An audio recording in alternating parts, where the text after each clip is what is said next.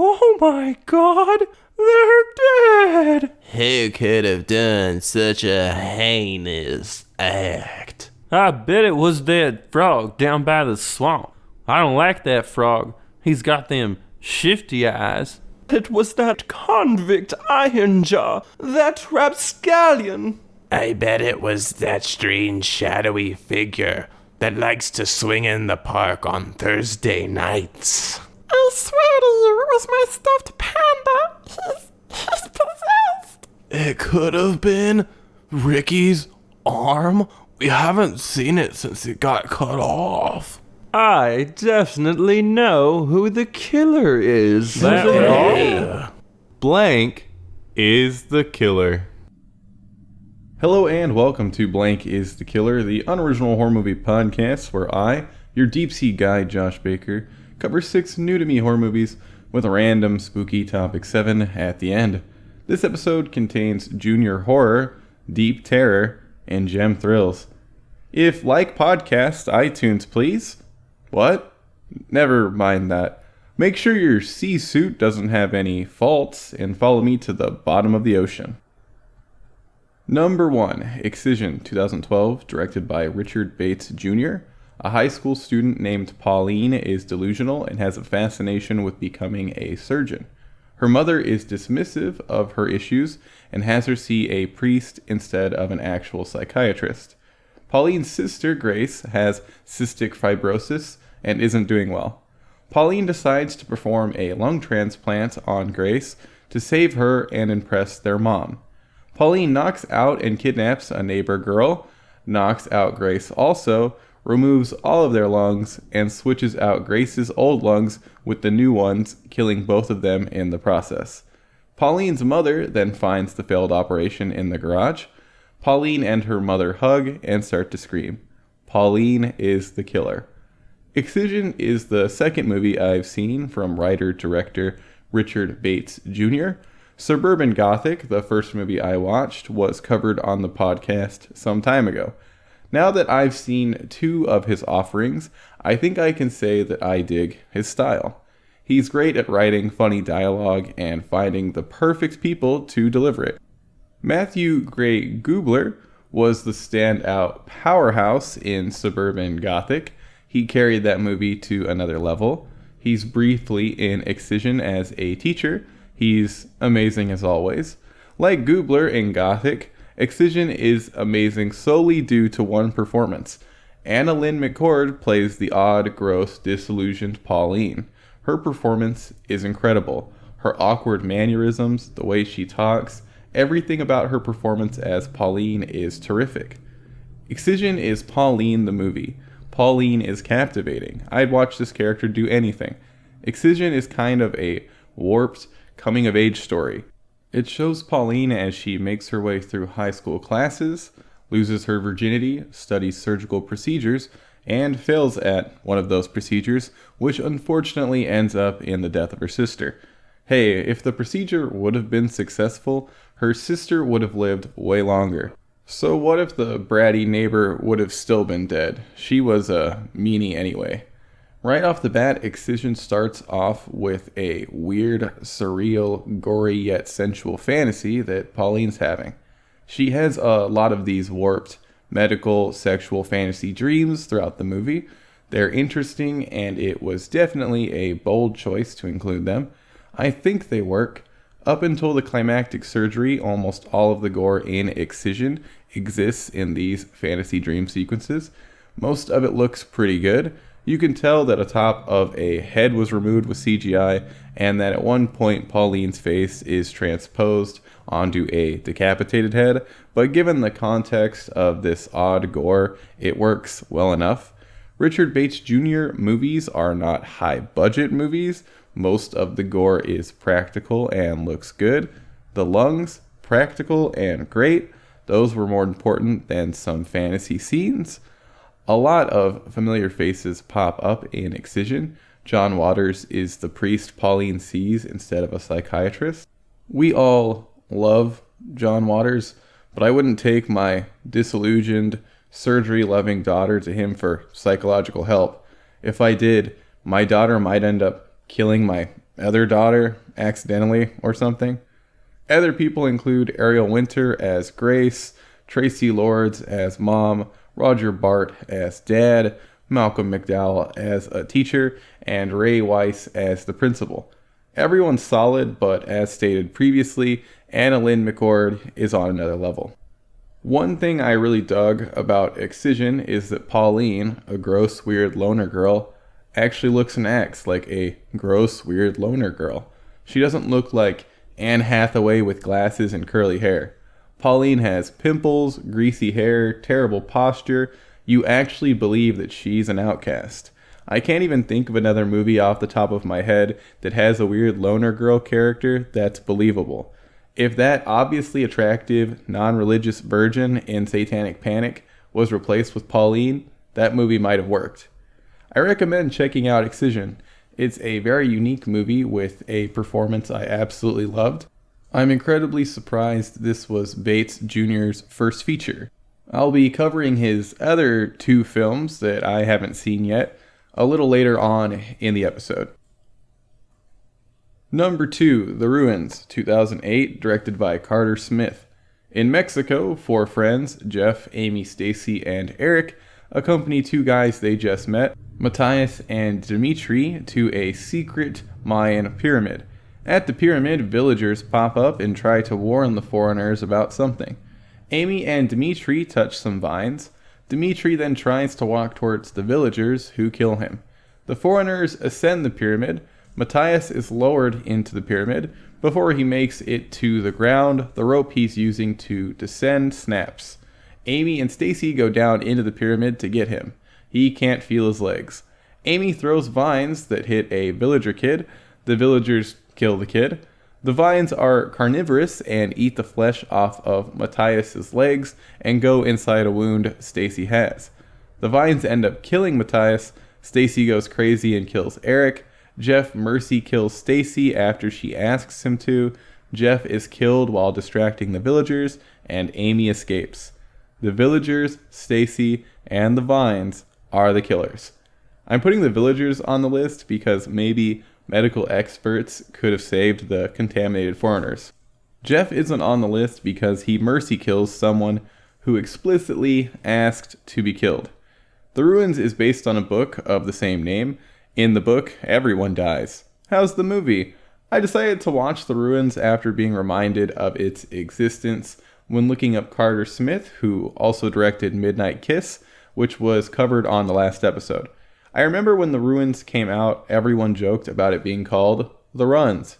Unfortunately, there isn't a silly diarrhea scene like there is in Green Inferno, so that joke didn't really come to fruition. The Ruins is mediocre. It's basically a crappier version of The Descent.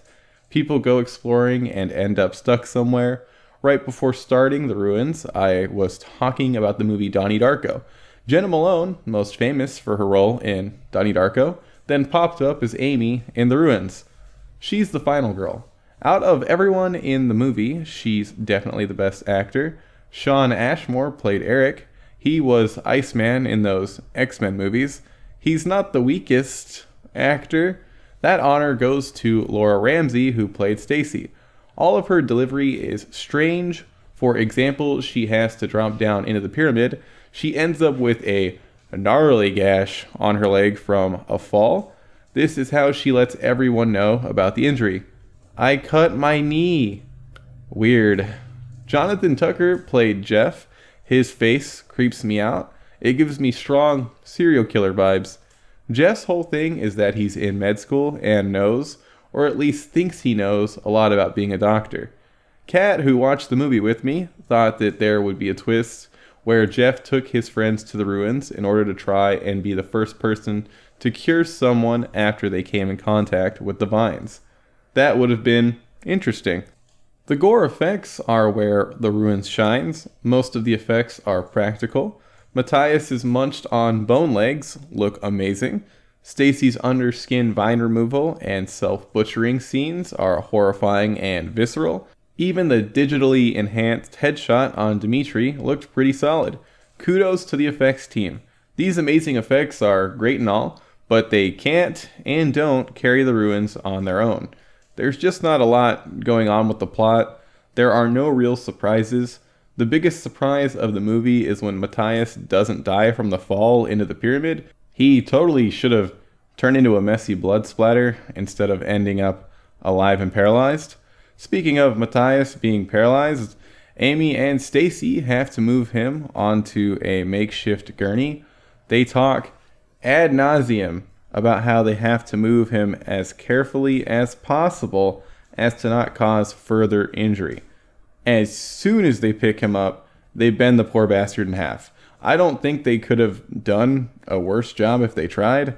I never pinned Amy as the final girl. Amy doesn't have your usual final girl vibe. She shows up to the ruins expedition in flip-flops and would have cheated on Jeff the night before if Stacy didn't stop her. Good gore doesn't save a movie. The ruins as a whole isn't really worth your time. I'm not going to make a joke about how watching it ruined my night, since it's not that bad. It's just mediocre bad. Number 3, Trash Fire, 2016, directed by Richard Bates Jr. A dysfunctional couple, Owen and Isabel, have been together for 3 years. Isabel is pregnant, but isn't going to have the baby, since Owen is terrible. Owen says he'll change. Isabel says he has to reconnect with his family. When Owen was younger, his parents died in a house fire. His sister Pearl survived with bad burns. Owen believes it was his fault due to him incorrectly setting up the heating for the house. Owen and Pearl then lived with their awful grandma. Owen ran away and left Pearl. Once the couple arrives at Grandma's house, Grandma torments Isabel. Pearl won't talk to Owen. Grandma admits to a pastor that she killed Owen's parents and meant for Owen and Pearl to die also. She steals the pastor's rattlesnake and tries to kill Isabel with it. Pearl saves her and kills the snake. Grandma tries to kill Owen with fire, again, but fails. Again. Pearl tells Owen she can't forgive him. Owen has a seizure since Grandma tampered with his meds. Grandma is about to shoot Isabel, but Pearl shoots and kills Grandma and also Owen. Pearl then cuddles up to an in-shock Isabel. Grandma and Pearl are the killers. I tried to keep that summary short and realized there were a bunch of important plot points that had to be shoved in there. Let's start off with everyone's favorite segment, Pet Warning. Pearl rips the head off of the pastor's pet rattlesnake that Grandma mischievously put in the toilet in hopes that it would sink its fangs into Isabel's behind. The gore for the snake death is intense and will definitely disturb you reptile fans. Poor Ratty the Rattler. I don't know what his/her real name was. I like Ratty. It's a good name. This is the third Richard Bates Jr. movie I've watched. Not only is it the third, it's also the weakest. Trash Fire is missing a certain whimsy that's present in Suburban Gothic and Excision. In Trash Fire, the main character is Owen. Owen is an over-the-top caricature of a mega douche. He's not unbelievably double negative, I know, douchey per se, seeing as people like him unfortunately exist, but it is 100% unbelievable that Isabel has stayed with him for 3 years. He's a complete ass 99.9% of the time. And Isabel lets us know that he's been a human trash can the entire time she's known him. Owen is a cartoon man, and Isabel is a real person. That's one of the big reasons why this movie didn't work for me. In Bates' other movies, everyone is a cartoon person. Trash Fire tries to be somewhat serious, while it also attempts Bates' usual camp. Problem is, Trash Fire really needed to pick a direction to go in. I could see it being an amazing horror comedy if it gave in completely to the camp. More shockingly, I believe this could have been a critically acclaimed horror drama if it had gone the full serious route. The story is compelling. A couple on the rocks decides whether or not to keep a baby. The boyfriend takes his girlfriend along as he attempts to reconnect with his estranged family that was torn apart by religion and a devastating fire. The general story outline in different hands could have been one depressing, slow burn horror masterpiece. On the other hand, play up the disdain between the couple Cast someone who's funny as the boyfriend, make Grandma even loonier, and get more creative with the cinematography and sound design. Boom. Good horror comedy. Entourage Boy, aka Adrien Grenier, who played Owen in Trash Fire, would definitely be left out of both versions. You need someone with a lot more charisma to play such a jerk-face character. Someone like Matthew Gray Gubler, who's in the movie as Isabel's overly religious brother. Gubler would have been a way better Owen. Angela Trimber plays Isabel. She takes a serious approach to the character. I liked her a lot in this. She looked familiar to me. I have in fact seen her in things. She's in The Final Girls, Rob's Halloween 2, and the XX Horror Anthology. Do I remember her from those movies? No, but I don't think she was a main character in them. She's in another movie called Psychopaths that I might check out, even though the title doesn't exactly inspire confidence.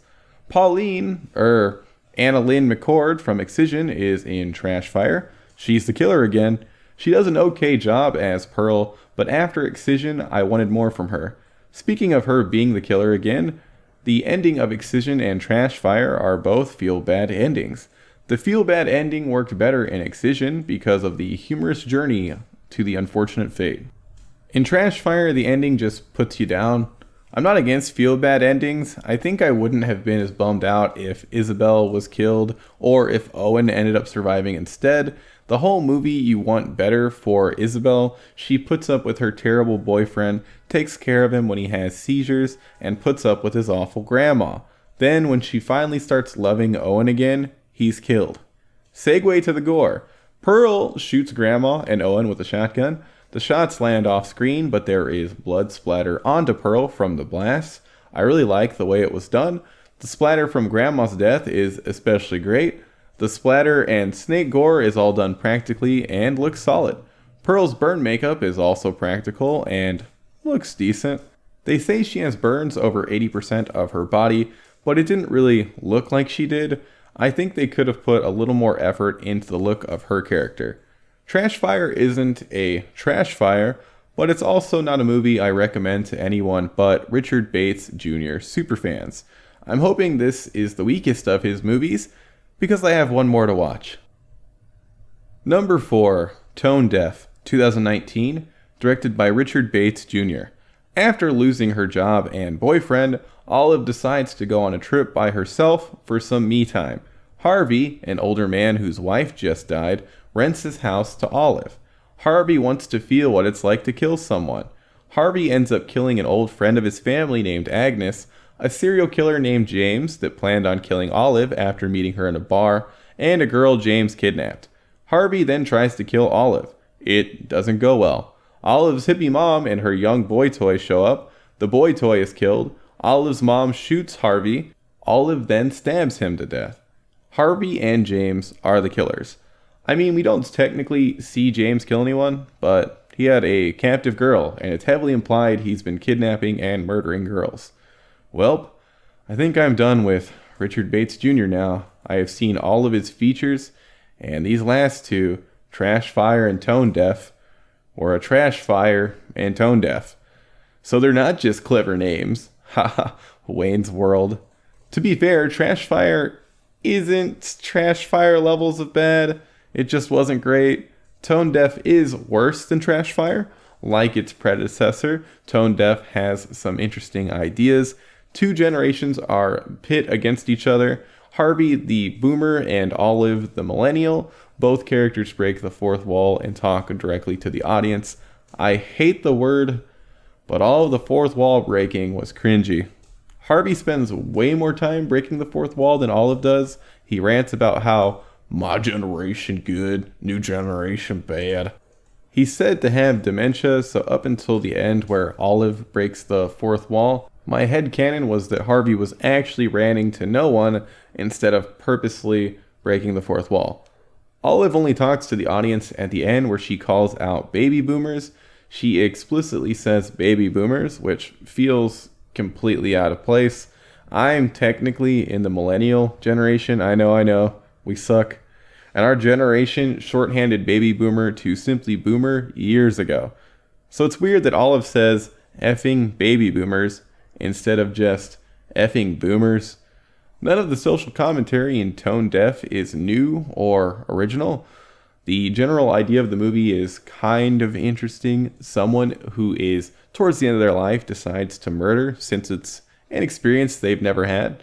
I think that setup works. I can easily picture a hilarious slasher set in a retirement community where some old person decides to try their hand at murder and ends up with a taste for it. It wouldn't include heavy-handed generational commentary, that's for sure. I wouldn't even say including that was the biggest issue with Tone Deaf. The biggest issue is that it's boring. It's not compelling in the least. It's not funny. None of the characters are intriguing or likable. There's one part in the movie where things could have taken an interesting turn after Harvey kills James, the actual serial killer. Unfortunately, Harvey instantly goes back to trying to kill Olive. How's the acting? Harvey is played by the T-1000, aka Robert Patrick. He tries his damnedest. Besides the fourth wall breaks that couldn't be believably pulled off by anyone, I liked his performance. Amanda Crew played Olive, and she was fine. She doesn't have the charismatic lead power that Anna Lynn McCord and Matthew Gray Gubler had in Excision and Suburban Gothic. The gore is bad. When Boy Toy receives a tomahawk to the dome, it looks completely unnatural. When Olive's mom shoots Harvey multiple times, the shots appear to lag. Those two instances of gore are the most jarring and cheap. The rest of the gore, like when Harvey stabs Agnes to death, gets stabbed himself, and chops off some of Olive's foot, all look meh. So you have awful gore and mediocre gore. It would be easier to look past the lackluster and plain bad gore effects if the rest of the movie was enjoyable. There are some surreal dream sequences, like in Excision. Harvey has these dreams and they are kind of interesting, but overall feel unnecessary this time around. Like in all his other movies, Bates includes a trucking shot that shows different people in different rooms. He loves that. I think it's in every movie I've seen, but it's been a while since I've watched Suburban Gothic. At one point in Tone Deaf, Harvey puts a spider in Olive's contact case. Your boy wears contacts. There is no possible way you'd accidentally try to put a spider in your eye. I don't care how blind the character is supposed to be. You're going to instantly realize there is something in your contact case. Tone Deaf might have worked with a much thicker coating of camp, but as it is, it's a bland movie that's 1 hour and 27-minute runtime feels like 2 hours. It's like the whole movie was a vessel for a joke about Olive being a terrible pianist, but not knowing until some killer boomer tells her because everyone else in her life was way too nice to her. Since I don't want to end my reviews of Richard Bates Jr.'s movies on such a negative note, there is a sequence in Tone Deaf where Olive is on acid and ends up talking to past exes and her dead dad, where everyone's in darkness except for a color-changing light that's rotating around their faces. That was really cool looking. I heavily enjoyed the acid trip. I also dug most of the song choices. I like bits and pieces from all the movies I've seen from Bates, but the quality of the films decline with the passing years. My order of enjoyment perfectly lines up with the order they were released. Best to worst. Excision, Suburban Gothic, Trash Fire, Tone Deaf. I'm a sucker, so if his next movie, King Knight, ends up being a horror movie, I'll probably check it out. That'll be the final nail in the coffin if that one stinks, Richard. Just because Barbara Crampton is listed on the IMDb page does not fill me with hope. She was in Puppet Master the Littlest Reich, and that movie was terrible. I still love you, Babs. Number 5, Underwater, 2020, directed by William Eubank. This movie is a ton of fun, and you'll like it more without spoilers. Go see it, then come back and listen to this section. Spoiler beard, you know the drill.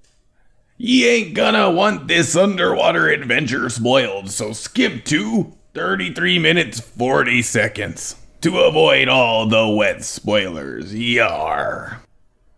Thanks, SB. Here's the summary. After the headquarters of a drilling operation in the Mariana Trench is compromised, a team of people need to find a way back to the surface. The team includes Nora, Lucian, Paul, Emily, Liam, and Rodrigo. The team puts on suits which allows them to walk on the bottom of the ocean. Rodrigo's has a faulty helmet which causes him to implode. The team presses on. They find a weird creature. Paul is killed by something. Unidentified underwater monsters begin attacking them. Lucian and Nora are pulled away from the group by one. Lucian detaches himself from Nora and blows up due to the pressure change. Nora meets back up with Emily and Liam. They all make it to the base that's still intact after another monster encounter. There is a giant Cthulhu-esque monster. The remaining trio find 3 escape pods, one of which is damaged. Nora stays behind. Emily and Liam's pods head towards the surface.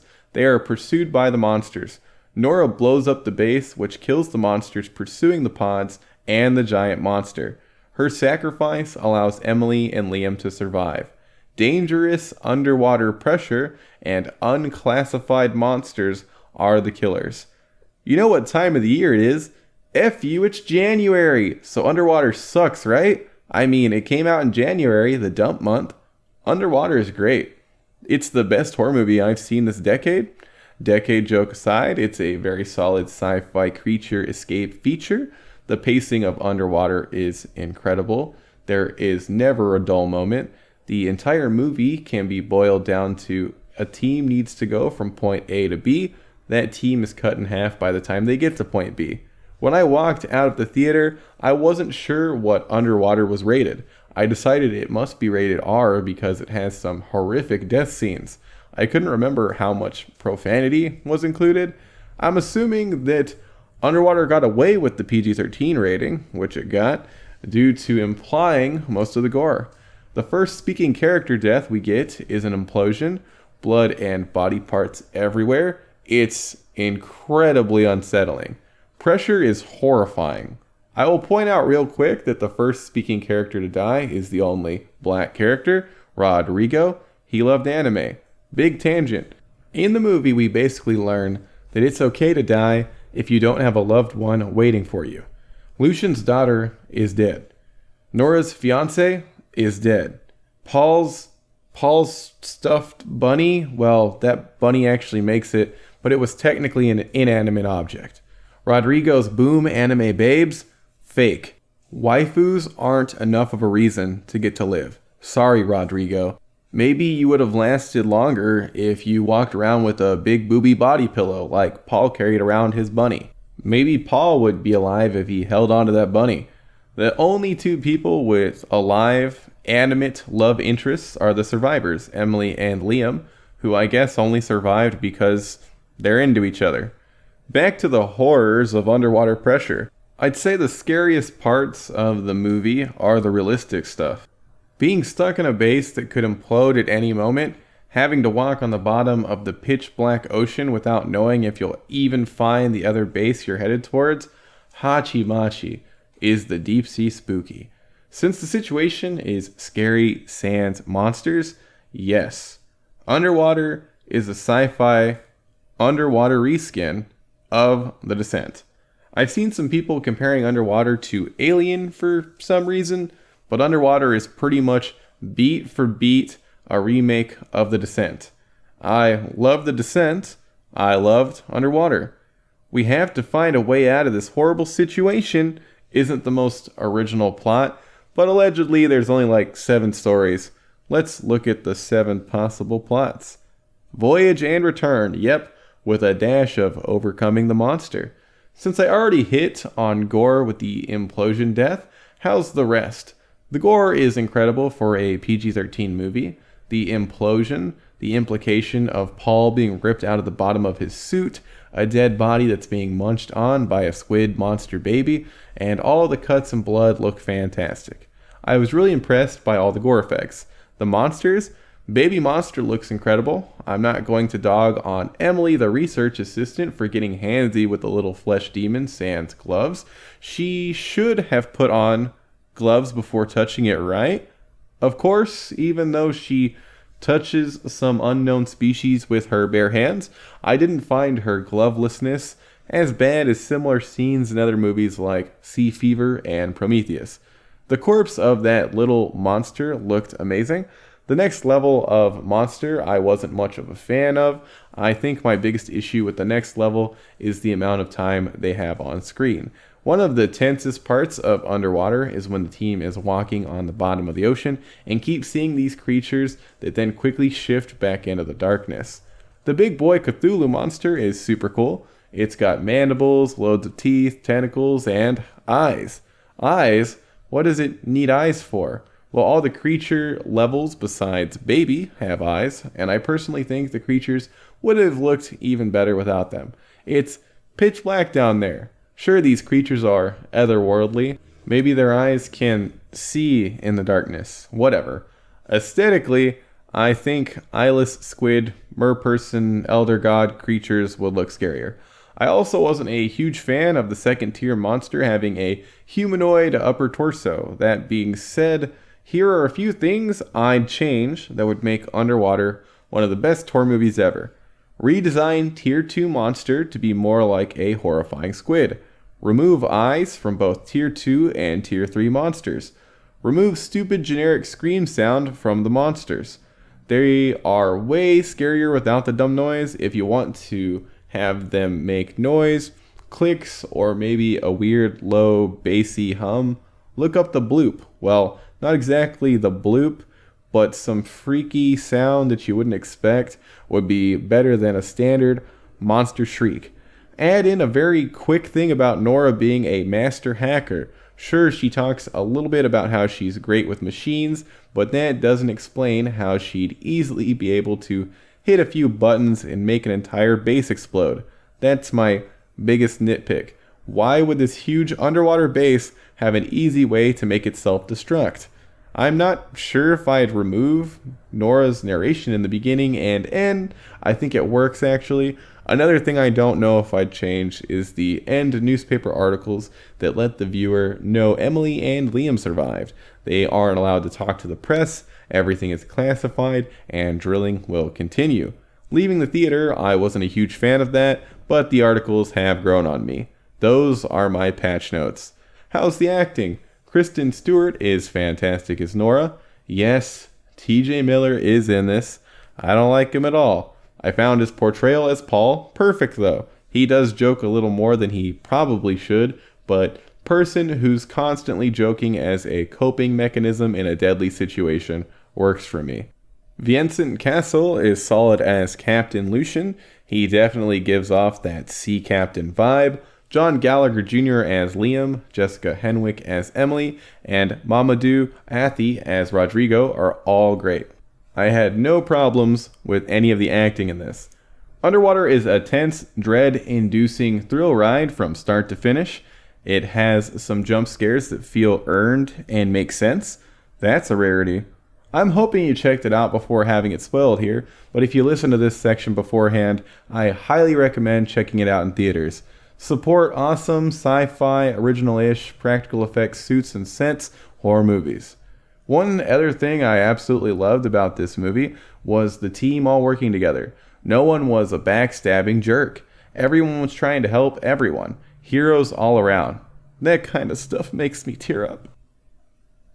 Number 6, Uncut Gems, 2019, directed by Benny and Josh Safdie. This is a new movie, so let's provide a spoiler alert, shall we? It's good. Check it out if you want to feel immense anxiety. Josh, Uncut Gems is not a horror movie. What are you doing? How dare you doubt my decisions? Whose name is on your checks? Not ye's. Ye don't pay me.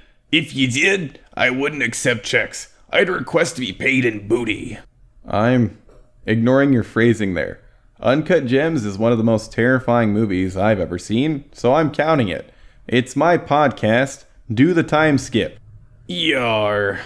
If ye don't want this movie that's not in the horror genre Damn spoiled, it, Spoiler Beard. skip to 40 minutes, 41 seconds. There's your warning, folks. Howard Ratner is a jeweler in New York who owes dangerous people money. Instead of working to pay them back, Howard continuously goofs off placing sports bets after firing up Kevin Garnett to play good sports ball.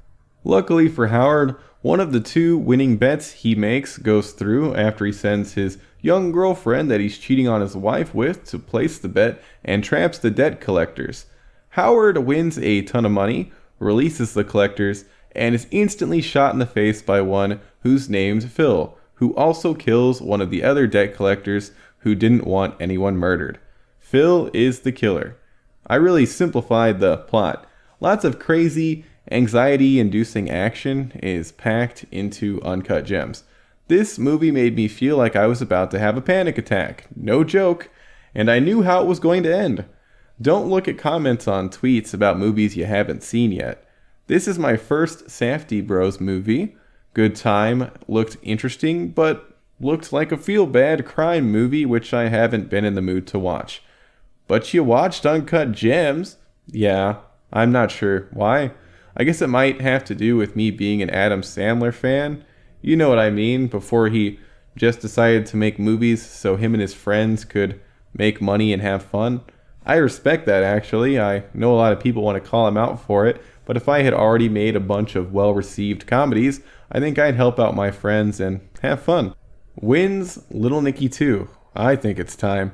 I guess these Safdie bros know how to make a motion picture. Early on in Uncut Gems, I thought to myself, Adam Sandler, you're overacting.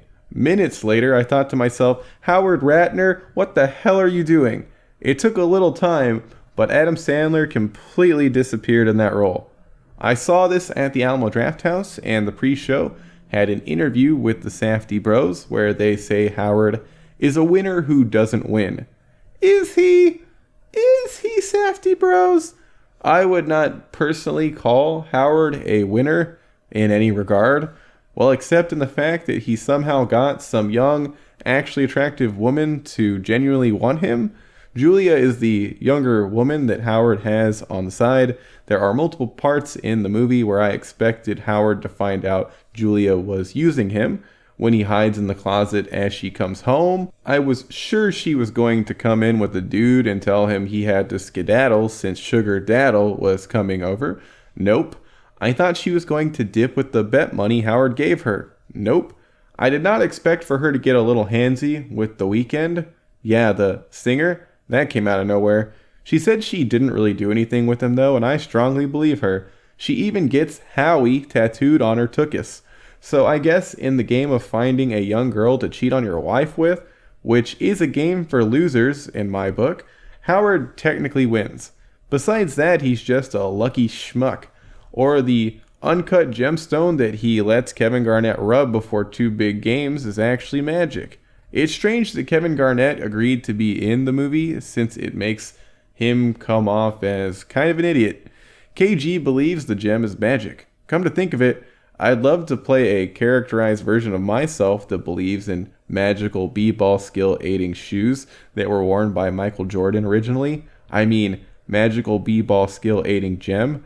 Dang, Kevin Garnett isn't in Like Mike. I was hoping I could say Like Mike and Uncut Gems were in the same universe. Remember Little Bow Wow? What? Oh yeah, we're talking about Uncut Gems. The acting is all around fantastic. Sandler disappears as Howard. I completely believed KG, which surprised me. I'd say the weakest performance is Julia Fox as Julia, but she's pretty good, especially given that this is her big first acting role.